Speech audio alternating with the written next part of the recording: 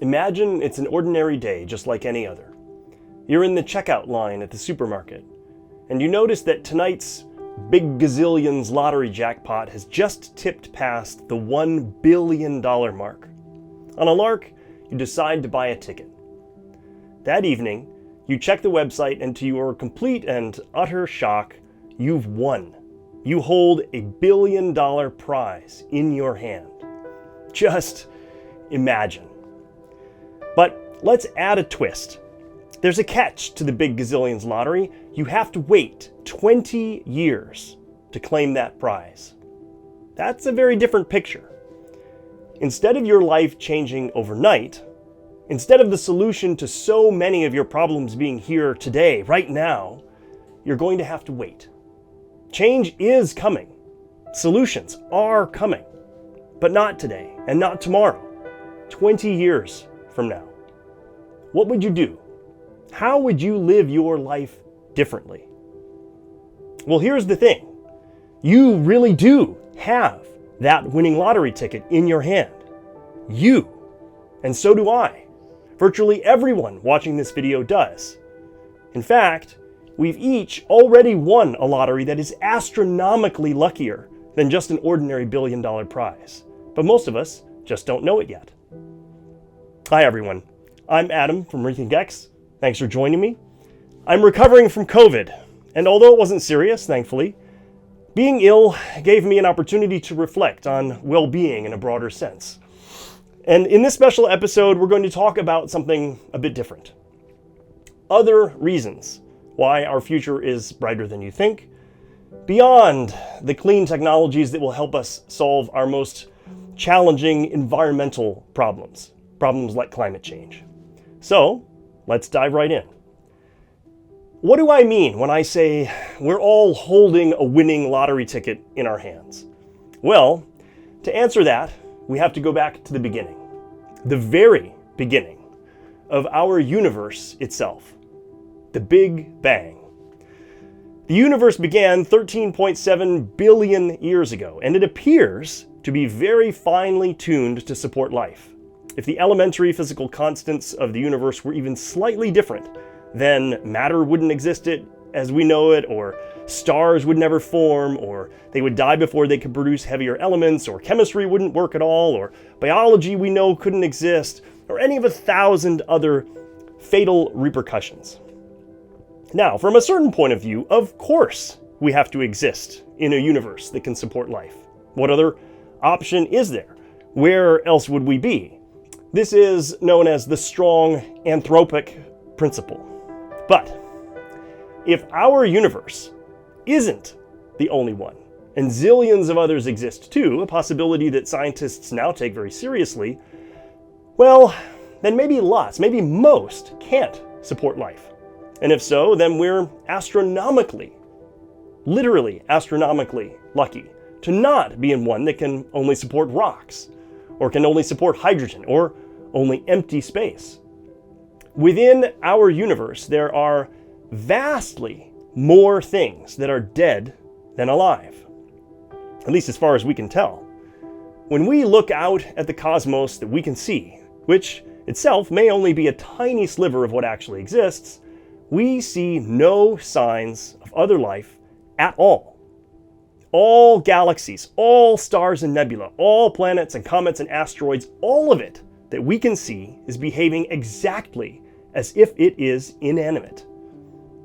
Nothing is moving or shining or blinking or doing anything that looks living or artificial at all.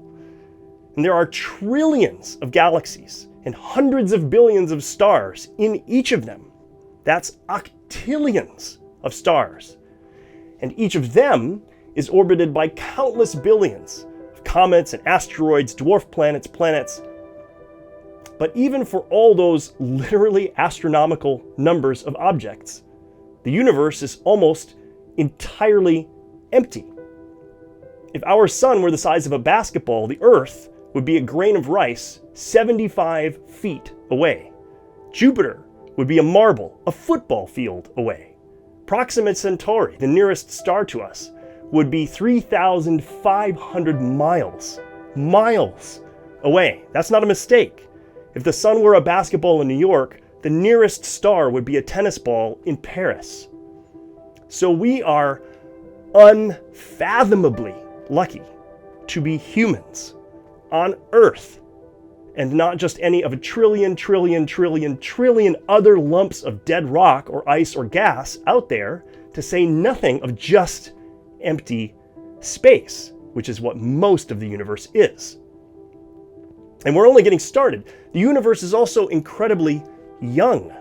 The Big Bang was 13.7 billion years ago, which is a span of time so incomprehensibly vast that it's just plain impossible for our minds to grasp. Nevertheless, it's only a tiny fraction of the universe's lifespan. New stars and planets will be being born 70 trillion years from now. That's 5,000 times the age of the universe today. So if the universe were a person with a lifespan of 85 years, then today it would be a 6-day-old newborn. Now, it's not just improbable that the universe is so young. It's also lucky, because it means we are extremely close to being the first intelligent life to evolve. If the universe were 100 or 1,000 times older, it might already be full of life. And that could mean full of threats, full of danger, full of older and immensely more powerful aliens who reached technological maturity long before us. And we would be at their mercy. So, as it stands, it looks like it's just us, at least within our galaxy, and maybe in the millions of galaxies in our local neighborhood of the cosmos. Insane. But we're not done. We're not even close to describing how lucky we are. Right here in our solar system, things are unusually lucky. The sun doesn't seem to be all that unusual, but other aspects of our solar system are. To start, the sun is solitary, whereas most stars that we can see are part of a binary or a triple system. Proxima Centauri, for example, is part of a triple star system. It's actually Alpha Centauri C, and its two companions are Alpha Centauri A and B. For stars, being single isn't the norm, it's the exception. Planetary orbits around single stars are probably more stable than orbits in star systems with multiple stars. It's also unusual that our solar system has two large gas giants, Jupiter and Saturn, and that these are relatively far away from the sun. Most stars have only one large gas giant, and it orbits much closer. Jupiter, in particular, acts like a shield, protecting Earth by vacuuming up dangerous comets. And this happens so often that we've got pictures of it. In 1992, comet Shoemaker-Levy 9 broke into pieces and slammed into Jupiter. If it had hit Earth, we'd have gone the way of the dinosaurs. Without Jupiter and Saturn on comet cleanup duty, Earth would have gotten pummeled too often for complex life to thrive. Earth itself seems to be exceptional. Technically, Earth and our moon, Luna, form a double planet. The moon does a few very important things for life on Earth. First, the moon also acts like a shield. All the craters on its surface are objects that might otherwise have hit the Earth instead. Second, the moon formed from a collision between Earth and a Mars-sized object called Tethys. That collision helped give Earth its rotation, which is where we get our day and night cycle from. It helped give Earth its axial tilt, which is where the summer and winter seasonal cycle comes from. And it also helped give Earth its powerful magnetic field, which shields us from solar wind and cosmic rays. And it even looks as though it might have given Earth its plate tectonics by making the crust plates thin enough to actually move around.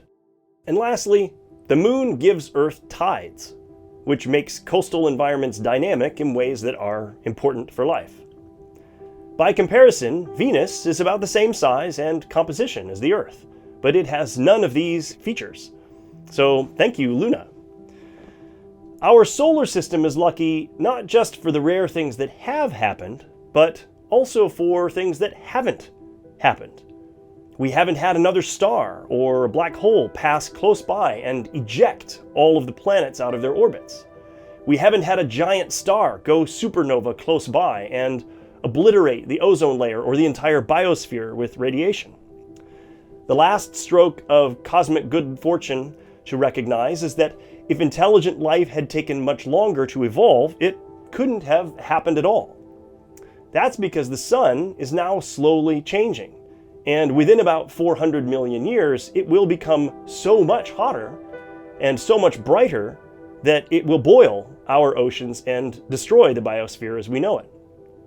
If intelligent life had needed 10% longer to evolve, it never would have gotten the chance. And that brings us down to Earth. Simple microbial life here on Earth got going very quickly. The oldest known fossils are 3.7 billion years old.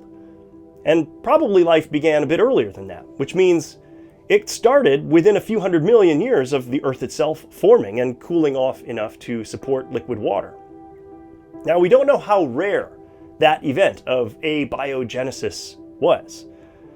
It might have been absurdly lucky to happen that fast, or that might be typical. What we do know is that once we had single-celled organisms on Earth, it took another 3 billion years for complex multicellular life to arise. Now again, we don't know whether this was fast or slow. But if it took that long to happen on a relatively stable Earth where conditions are perfect, it might well be miraculous it ever happened at all. And again, if it had taken just 10 or 15% longer, it couldn't have happened at all because of changes that are imminent in the sun. In the 600 million years or so since multicellular life evolved, there have been billions upon billions of generations of plants and animals, and quadrillions, quintillions of individual organisms. Now, you and I and every other human on the planet might have been any one of them instead. So as stupendously lucky as it is to be alive at all on an astoundingly rare and hospitable planet, we are humans, not flatworms, not sponges, not palm trees or seaweed or beetles or centipedes, not fish or lizards, not cats or dogs or even other primates. You and I are humans, the most intelligent and technologically capable beings that have ever lived. Now, let's take a moment to appreciate what it took to get here. You and I are the beneficiaries of an unbroken chain of success. That chain stretches 3.7 billion years back to the beginning of life on Earth. Every single one of our ancestors succeeded in surviving and reproducing, where most of their kindred failed. For most of the history of life, the majority of organisms failed to reach adulthood and have offspring. So, that means that for tens of billions of generations, our ancestors beat the odds every time. And even if those odds were as good as 50-50, that's flipping a coin and having it come up heads billions of times in a row. Now, the same is true, of course, by definition for everything that's still alive today. Nevertheless, the odds against making it to this moment are so mind-bendingly small. The genealogical pathway from the origin of life to a human today must be outnumbered by quintillions to one or more by all the dead ends that otherwise might have been. Now, putting it all together, it is utterly, utterly miraculous just to be human. But here's the final kicker. It's vastly, vastly better to be a human today than at any other time in history. The number of Homo sapiens who have ever existed is something like 100 billion. And there were maybe a few billion more who were closely related hominid species, almost human. And for most of that time, life was pretty miserable. The rosy depictions of hunter-gatherer life are badly misleading. Before modern technology, people suffered constantly. Illness was perpetual because foodborne and waterborne Disease and malnutrition were pervasive. Hunger and starvation were perpetual threats. Hygiene, in the modern sense, was non-existent, which means everyone stank, and even the smallest wounds had a high risk of infection. Bathing was a seasonal privilege, and life was repetitive. Now, that doesn't quite mean that it was dull or boring, but it does mean that there was absolutely none of the kind of variety we take for granted today. People ate the same food every day, day after day. There was nothing but water to drink for tens of thousands of years until milk from domesticated animals came along, together with beer and tea, which were all invented in proximity to one another during the agricultural revolution after the end of the last ice age. Speaking of food, without dentistry, everyone's teeth were rotting and painful by their 20s. Only a small fraction of people lived beyond their 30s. Virtually nobody lived into their 70s.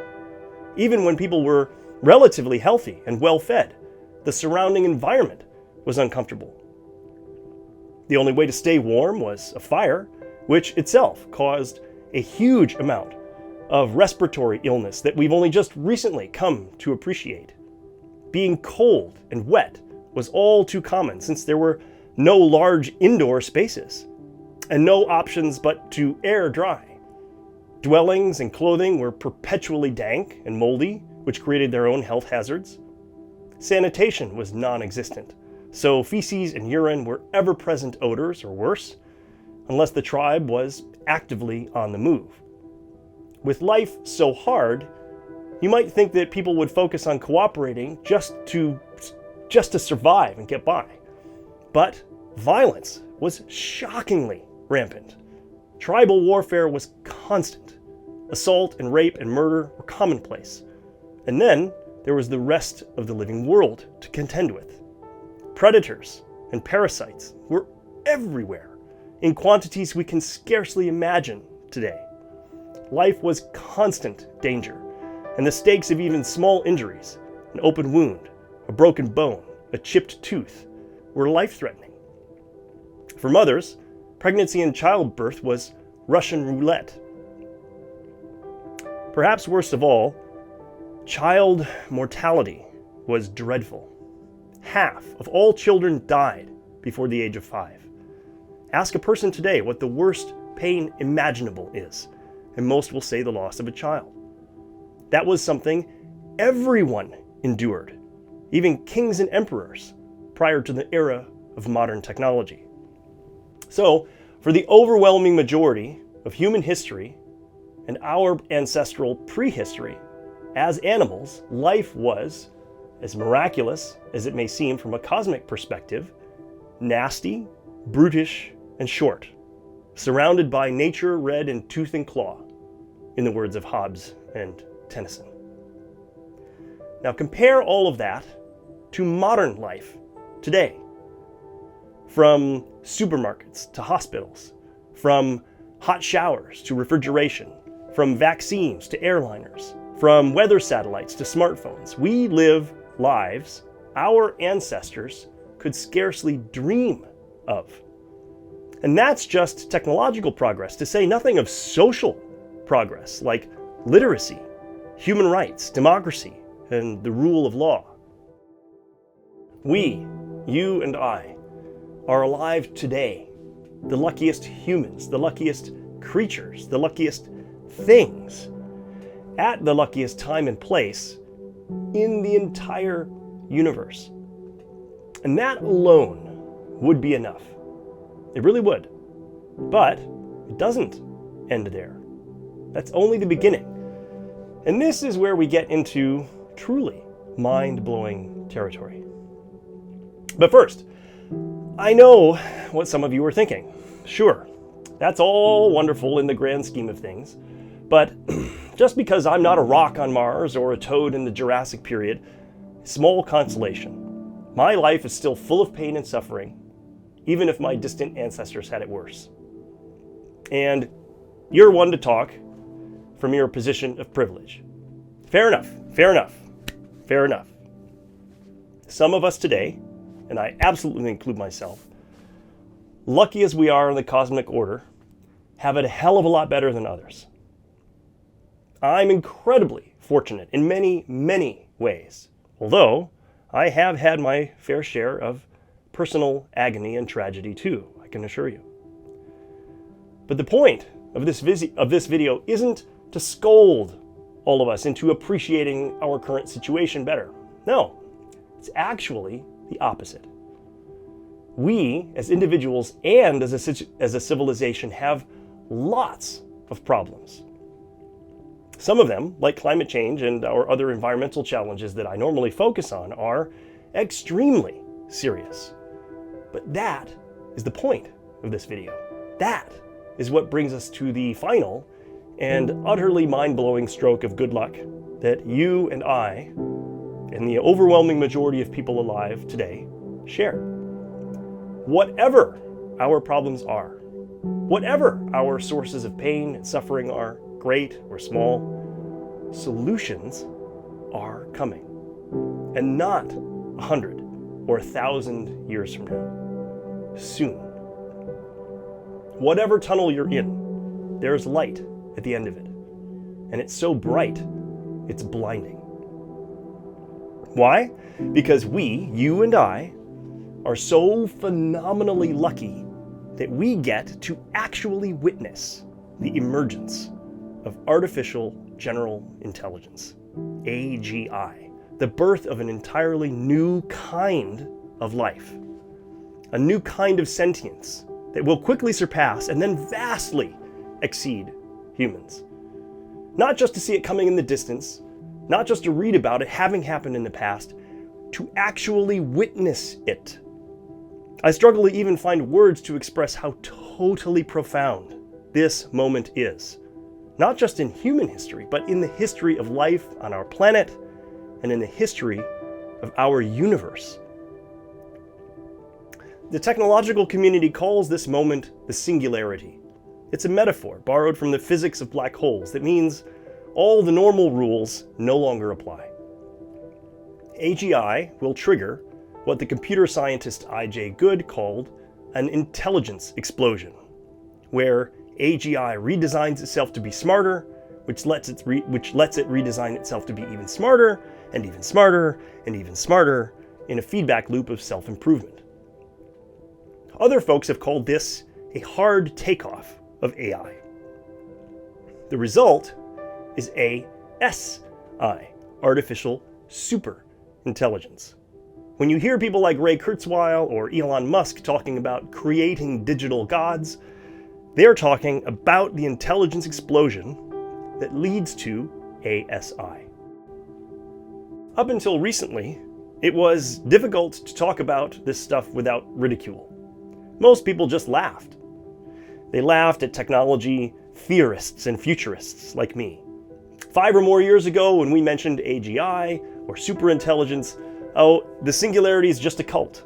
It's all just science fiction, centuries away, they'd say. Well, not anymore.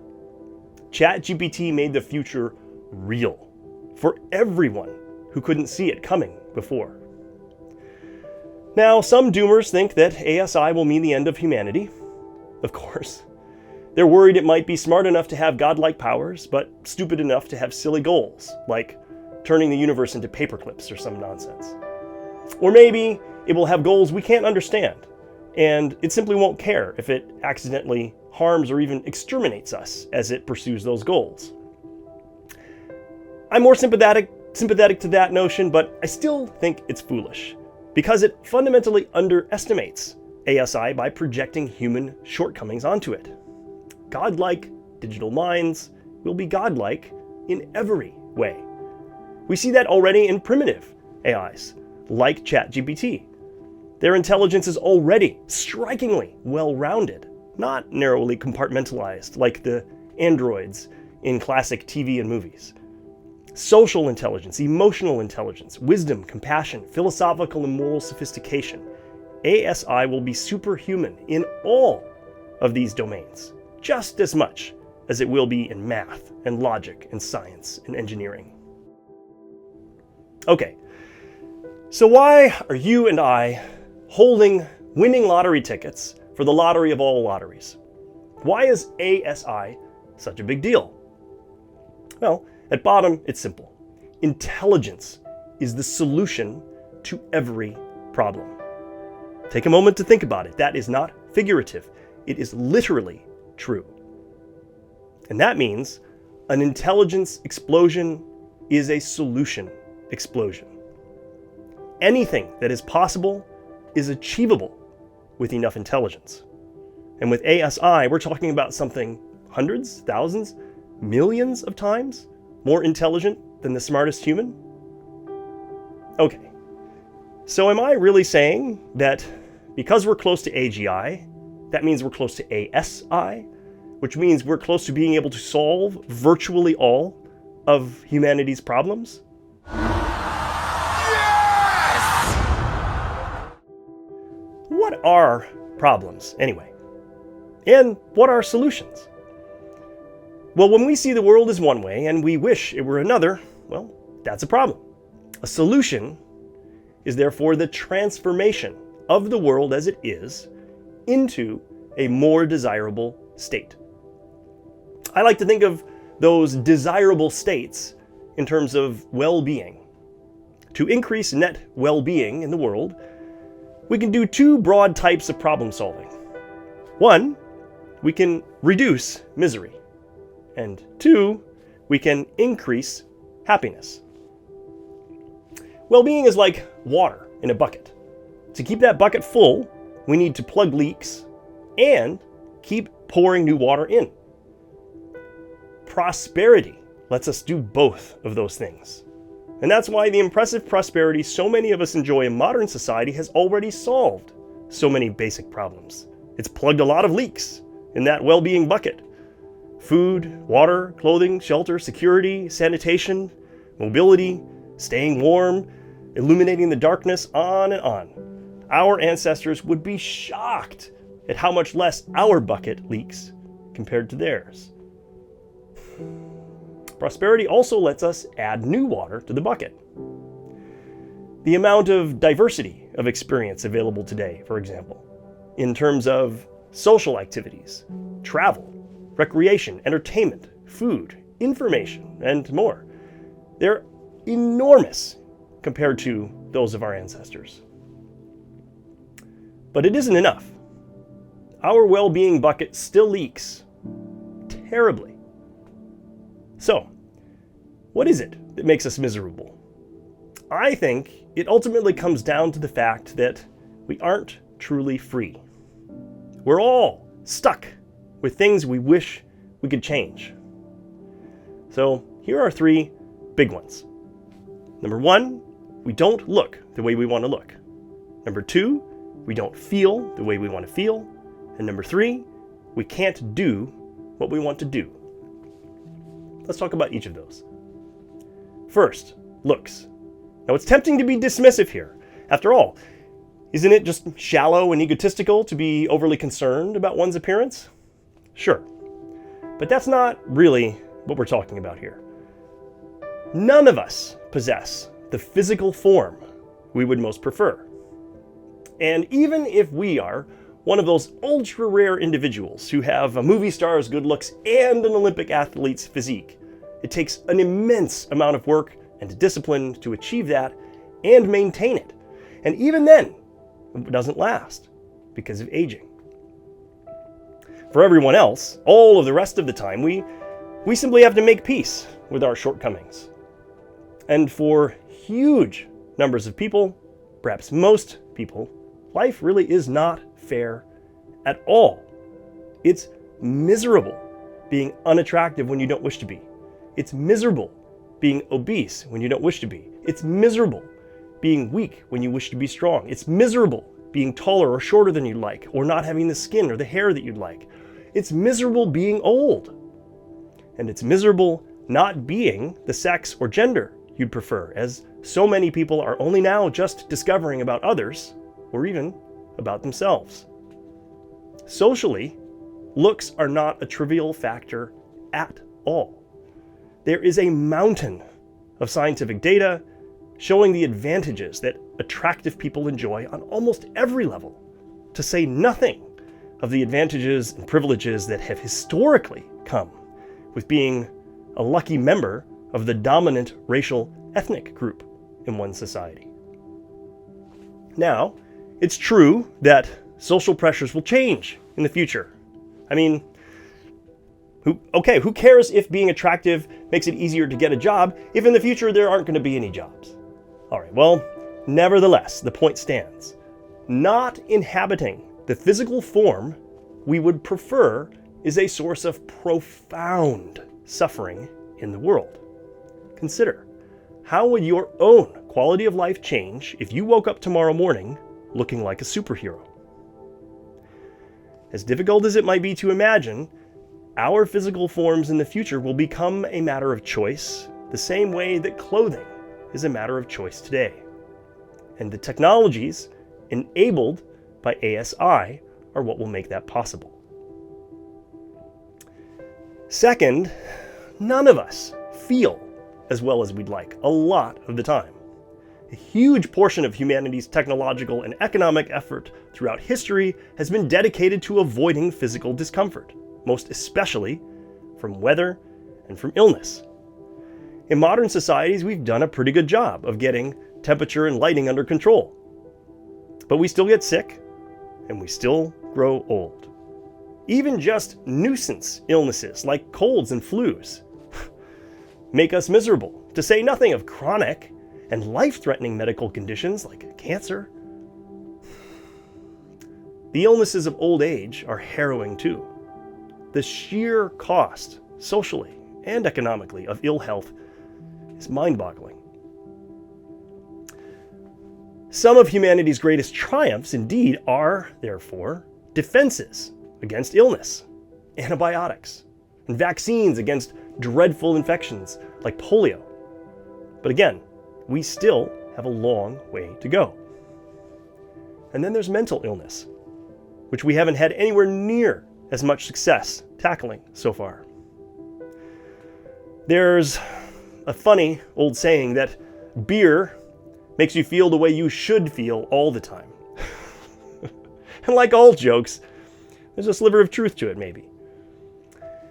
And that's that we self-medicate ourselves with recreational drugs like alcohol to feel better. Now, does this mean we're headed for some doped-up Brave New World? No, it doesn't. Instead, advanced science of the brain, paired with powerful biotech, will enable neurological interventions of ultra-high precision.